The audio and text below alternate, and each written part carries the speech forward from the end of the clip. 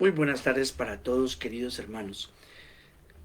Sean bienvenidos a este espacio que nosotros llamamos Maná para el Desierto, un espacio de crecimiento espiritual para que nosotros, desde la palabra y especialmente buscando conocer a Jesús, tengamos en Él, en su estilo de vida, en su propuesta del reinado de Dios o imperio de Dios, pues un criterio para que nosotros sepamos leer todo lo que está aconteciendo, especialmente en este tiempo de pandemia.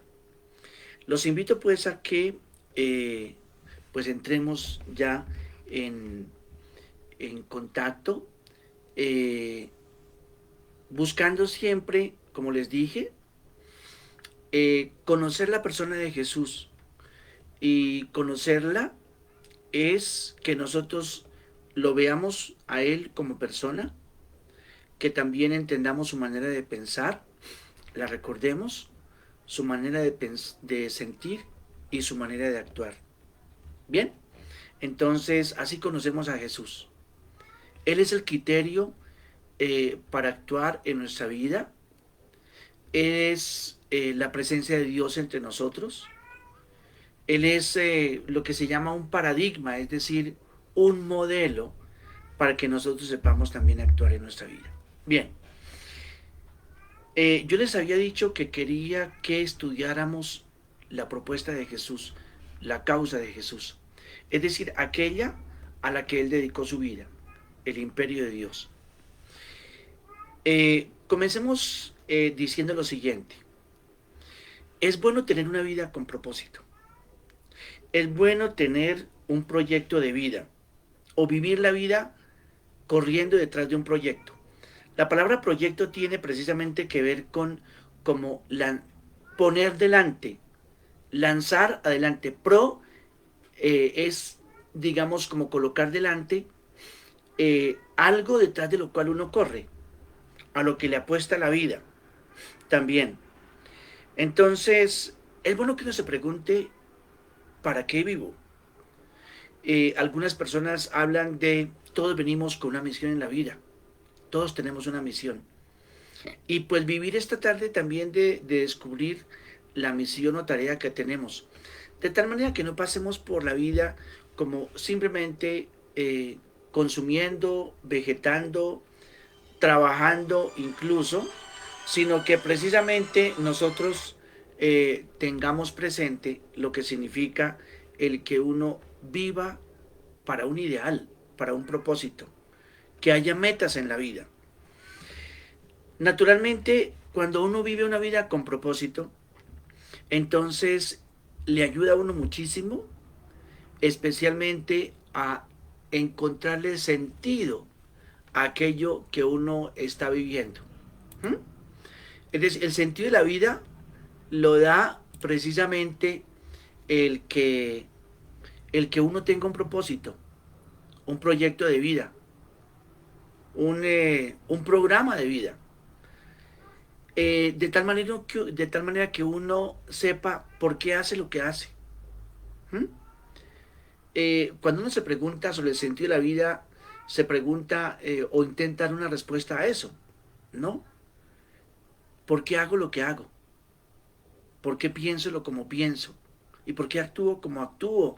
¿O por qué también siento lo que siento? ¿Mm? En fin, pero el gran propósito de la vida también, según Dios, es que seamos felices. ¿Mm? Hemos sido creados para la felicidad. Hemos sido creados para que nosotros vivamos la vida como plenitud, como satisfacción, y que entienda uno que, digamos, a la felicidad le ayuda a uno al crecimiento personal, naturalmente. Y la felicidad es como ese estado de armonía total que siente uno consigo mismo. Es una sensación o experiencia de plenitud, una experiencia de bienestar total. Es significativo que cuando Jesús comienza su predicación, lo primero que haga sea una invitación a que seamos felices. Recordemos ahí en el capítulo 5 de Mateo que Jesús comienza allí en el Sermón de la Montaña diciendo, Felices los pobres en espíritu, felices los que lloran, felices los humildes, felices los que tienen hambre, felices los misericordiosos.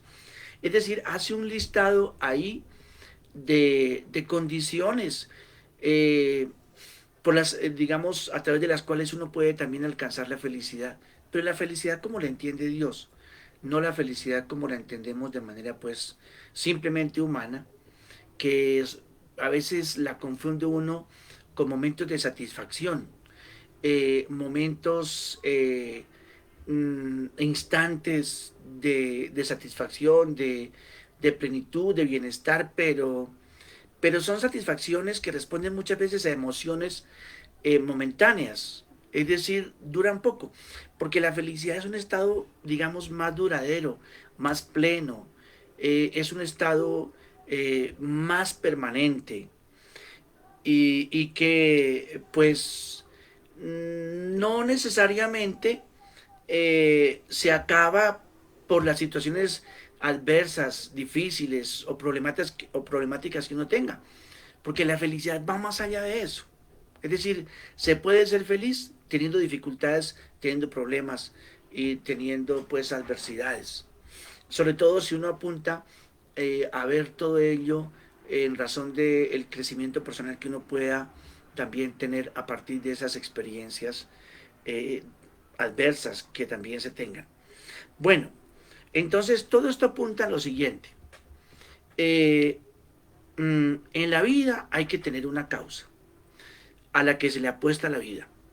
En nuestra vida tenemos que tener un proyecto, es decir, algo detrás de lo cual nosotros corramos y que dé sentido a todo lo que hacemos, a lo que pensamos y a lo que sentimos. Eh, y naturalmente que siempre es la respuesta, ¿para qué vivo? ¿Por qué estoy acá, ubicado en este mundo de esta manera? Y que uno responda a la pregunta también, ¿por qué hago lo que hago? Bueno, esta es como una introducción para presentarles a ustedes el hecho de que Jesús también corrió detrás de un proyecto, de que hubo un elemento como unificador de su vida, un propósito claro en su vida. ¿Cuál? El anunciar, el predicar, pero sobre todo mostrar que el reinado de Dios, que la soberanía de Dios se estaba manifestando con él. Y que su tarea era esa, que su tarea era hacer acontecer el reinado de Dios, mostrarle a la gente que Dios estaba siendo soberano, que Dios estaba reinando por todo lo que Él estaba haciendo, al liberar del sufrimiento, al proponer un estilo de vida marcado por eh, una mesa de la creación abierta a todos, pero también por unas relaciones humanas eh, fundadas sobre el mandamiento nuevo que él propuso, el mandamiento del amor. Entonces, a eso le apostó Jesús su vida. Ese fue su proyecto. Ese fue el motor principal de todo su actuar. Veamos, por ejemplo, en el capítulo 13 aparecen unas de las parábolas que Jesús elaboró, que Jesús construyó para explicar, digamos, ese proyecto que él tenía también en mente y al que él le apuntaba su vida, el reinado de Dios o el imperio de Dios o la soberanía de Dios. Eh, la propuesta es que a lo largo de estos días, entonces vayamos entendiendo eh, eso, qué es una vida con propósito y sobre todo articulada, nucleada, como diríamos así, marcada por un centro, y el centro es el reinado de Dios. Y esa misma, diríamos así, propósito, esa misma tarea, esa misma causa de Jesús, pues es también la causa a la que también nosotros estamos llamados a apostarle como discípulos de Jesús. Les leo, por ejemplo, para que entendamos la importancia que Jesús le daba a ese proyecto de vida, el reinado de Dios, a su proyecto de vida. Dedicar su vida al reinado de Dios, a instaurar, a hacer acontecer, a que la gente experimentara que Dios estaba ya reinando, que el reino de Dios había llegado, ¿no? Recuerden que cuando Jesús comienza a predicar, por ejemplo, en Mateo, él empieza a decir en el capítulo 1, versículo 15, el tiempo se ha cumplido y el reino de Dios se ha acercado. Es decir, el reino de Dios ya está comenzando a acontecer, ya está comenzando a darse, ya está entrando conmigo en la historia. Y la invitación que hace entonces es, cambien de manera de pensar, arrepiéntanse pues, conviértanse y crean esa buena noticia del reinado de Dios. Bueno, les decía que para entender este propósito de Jesús, podemos tomar el capítulo 13 de Mateo, en donde encontramos 8 parábolas, en donde Jesús hace como un esfuerzo para explicar qué es eso que él entiende por el reinado de Dios. Por ejemplo, primera parábola, la del sembrador. Entonces Jesús dice, cuando explica la parábola, por ejemplo, ustedes escuchen la parábola del sembrador, ustedes recuerden esos 4 tipos de terrenos. Y entonces cuando le explica dice, a todo el que oye la palabra del reino y la entiende o no la entiende, entonces da su explicación. Segunda parábola del trigo y la cizaña. Dice Jesús, con el reino de los cielos pues sucede como con un hombre que sembró bella semilla en su campo. Tercera parábola, el grano de mostaza.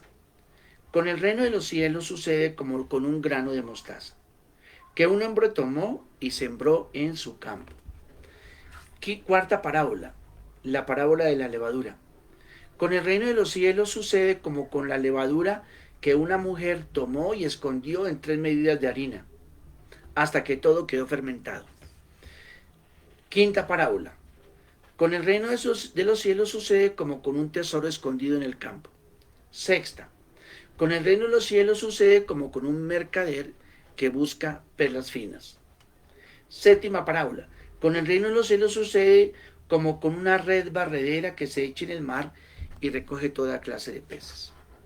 Y octava parábola, cuando concluye todas estas que ha propuesto, presentado Jesús en este capítulo 13 de Mateo, dice, por ejemplo, así es todo escriba que se ha convertido en un discípulo del reino de los cielos, que es semejante al dueño de la casa, que saca de su tesoro cosas nuevas y cosas viejas. Bueno, entonces aquí hay una muestra de cómo Jesús, cuando también predicaba esa buena noticia del el Evangelio y el Evangelio del Reino, hacía pues como un esfuerzo muy grande para que sus oyentes, que eran especialmente un auditorio campesino, por eso tal vez las parábolas de corte, digamos así, agrario, para que sus oyentes, que eran campesinos, pues entendieran en qué consistía la propuesta que él tenía y a la que él le estaba apostando su vida. No es fácil entender qué es el reino de Dios, no es fácil, porque no aparece muy definido. Incluso, digamos, en términos de tiempos, se habla del reino de Dios que comienza, del reino de Dios que ya está dándose, aconteciendo en medio de la gente, pero el reino de Dios también como de un futuro que vendrá. Entonces, incluso a nivel de tiempos, no puede ubicarse el reinado de Dios o imperio de Dios en uno de esos 3, como pasado, como presente o como futuro también. Y por otra parte, Jesús nunca define lo que es el reino de Dios, simplemente suelta imágenes y deja ver su pasión por esta, por este anuncio del reino de Dios. Incluso, incluso él dice, es que está aconteciendo también en todos los signos que yo estoy haciendo. Cuando Jesús, por ejemplo, echa los demonios, dice o expulsa el mal, precisamente dice que si yo expulso los demonios con el dedo de Dios, es porque el reino pues ya está aconteciendo, está dándose. Bueno, entonces,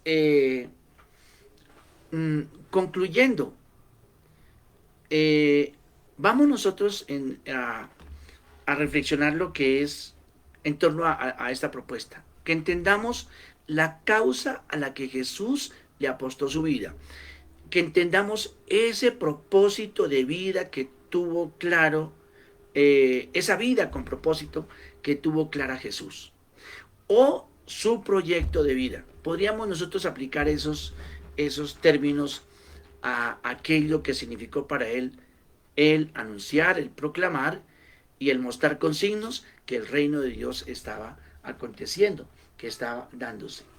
Les decía, pues, todos, si queremos nosotros ser felices en la vida y sentirnos plenamente realizados, pues tenemos que pensar en que la vida tiene que tener un propósito. ¿Sí? Recuerdo, por ejemplo, en este momento, a dos ambientalistas que fueron precisamente asesinados en estos días allí en Cali. Dos personas que se dedicaban allí en el Parque Nacional Natural Farallones de Cali. Uno de ellos Jaime Monge y el otro Jorge Enrique Oramas. Ambos personas muy comprometidas a defender ese parque natural contra proyectos de minería y contra proyectos de deforestación. ¿Qué los hacía plenamente felices? El dedicar y el consagrar su vida a esta causa, la defensa del medio ambiente, entre otras cosas, porque en ese parque o allí en la parte, digamos, alta, a 200 metros sobre el nivel del mar, en la cima del Farallón, a 4.280 metros, eh, prácticamente se encuentra como una despensa hídrica, en donde nacen los ríos Jamundí, Pance, Meléndez, Lili, Cali y Cañaveralejo, y que bañan esos municipios de Dagua, de Cali, de Buenaventura y Jamundí. Entonces, ¿cuál es la vida con propósito de este Jaime Monge? Pues dedicarse precisamente con un proyecto, una asociación que él fundó, Asociación Campesina Gotas de Lluvia, como un proyecto comunitario allí en ese parque.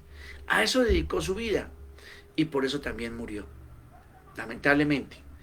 Eh, Hay ocasiones en las que precisamente una persona se compromete con un proyecto, ese proyecto resulta incómodo o obstaculiza intereses de tipo económico o político, eh, a veces religioso incluso, y pues lo matan. Naturalmente, digamos, comprometer la vida con una causa y una causa buena y justa es correr el riesgo de que definitivamente sea también eliminada la persona. Fue lo que aconteció con Jesús. El proyecto de Jesús resultó incómodo, incómodo para autoridades religiosas, incómodo para los gobernantes de la época, incómodo para las clases dirigentes. Resultó incómodo. Y por eso lo mataron.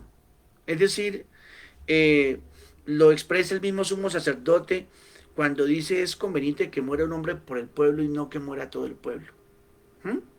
Entonces, por eso, cuando vamos, ahora que vamos a estudiar el proyecto de Jesús, vamos a entender, porque es que se corre el riesgo de que nosotros volvamos a Jesús como objeto cultural y no, el Señor no quiere, cuando Él habla de que nos quiere a nosotros discípulos y apóstoles, es que también entremos en comunión, es decir, que entremos nosotros en relación íntima con la causa a la que Él dedicó su vida y que esa causa la hagamos nuestra, la hagamos nuestra. Entonces, quiero ayudarles a entender en estos días, yo también estoy como fascinado con el tema, entender qué es eso del proyecto, perdón, del reinado de Dios o reino de Dios o imperio de Dios, que es lo que traduce la palabra griega basileia, basileia tu theou, es decir, reino de Dios o reinado de Dios, o en Mateo, reinado o el reino de los cielos. Tan importante es el tema, tan importante es el tema que Jesús mismo, o mejor dicho, que los evangelistas nos dan casi que números grandes de las veces que aparece la expresión en los evangelios. Por ejemplo, en Marcos, el término reino de Dios aparece 14 veces. En Mateo aparece 55 veces. Allí aparece como reino de los cielos. Pero cielos equivale a Dios. Lo que pasa es que como Mateo estaba predicando a judíos convertidos, entonces de pronto repugnaba un poco el que se utilizara el término Dios, porque el que hablara de Dios o pronunciar la palabra Dios prácticamente cometía una blasfemia. Entonces por eso entonces utiliza una palabra equivalente, reino de los cielos, pero que es lo mismo reino de Dios. 55 veces habla Mateo. En Lucas encontramos nosotros la expresión reino de Dios 46 veces. Y en Juan creo que 3 o 4 veces se encuentra la expresión reino, el reino de los cielos, ¿sí? O el reino de Dios. Entonces, si 162 veces aparece la expresión ya en todo el Nuevo Testamento, entonces uno dice, porque así sucede cuando uno estudia la Biblia, que uno puede mirar la cantidad de veces que aparece una expresión para entender la importancia que tiene el tema. Y sobre todo si es en labios de Jesús, pues naturalmente uno dice, debió ser tan importante, esa causa a la que Jesús le apostó su vida, le entregó y que fue su pasión de vida, el reinado de Dios, que por eso mismo aparece tantas veces. Bien, entonces es lo que vamos a hacer en estos días, de tratar de entender, digamos, qué es eso del reino de los cielos, qué es eso del reino de Dios, sobre todo porque nos ayuda a entender cuando se habla de la nueva realidad, la nueva normalidad, el post pandemia, y nosotros católicos, cristianos, ¿qué vamos a aportar esa de novedad? ¿Qué vamos a aportar de novedad? Si no sacamos de la propuesta de Jesús como una propuesta de organizar lo social y la vida social, política, económica, religiosa, sobre la base del reino de Dios, pues simplemente de pronto aportaremos únicamente expresiones cultuales, pero eso no transforma la vida. Lo que debe transformar nuestra vida es precisamente la misma causa a la que Jesús le apostó también su vida. Que Dios los bendiga. Buena tarde para todos. Bueno.